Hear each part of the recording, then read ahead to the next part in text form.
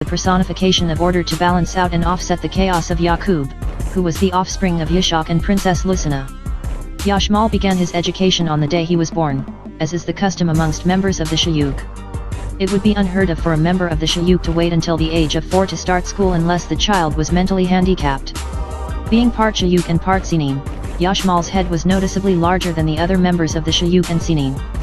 Yashmal had an enormous head, 2 brains, and a third enlarged pineal gland which sat in the center of his 2 brains, making the top of his head appearing to be shaped like 3 orbs. Amongst the Shayuk and Sinin, Yashmal would be called the big head scientist. However, amongst these tribes, this statement was not taken to be an insult, but rather a compliment, alluding to the individual's intelligence in the same way that saying big muscles alludes to an individual's strength. Since Yashmal was raised in his native land amongst his people who looked like him, he did not suffer from the same ridicule, mockery, and low self-esteem which plagued his cousin Yaqub, who grew up in a foreign land amongst other than self and kind. As a child, Yashmal was an exceptional prodigy and a genius. Yashmal was also told stories of the evil activities which transpired at the hands of his cousin Yaqub.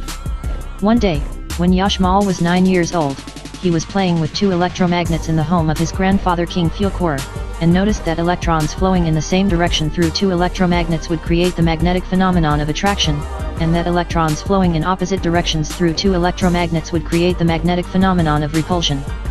By observing this, Yashmal realized that like flowing energies create attraction and unlike flowing energies create repulsion.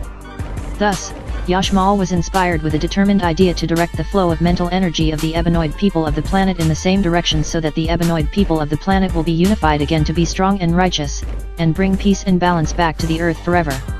Upon coming to this realization, Yashmal looked up at his grandfather King Fuqur and said, "Grandfather, when I get older, I am going to make a people strong and righteous, and I will eliminate the devilishment which has come into the world to show and prove real power and wisdom, and bring back peace and supreme balancement forever."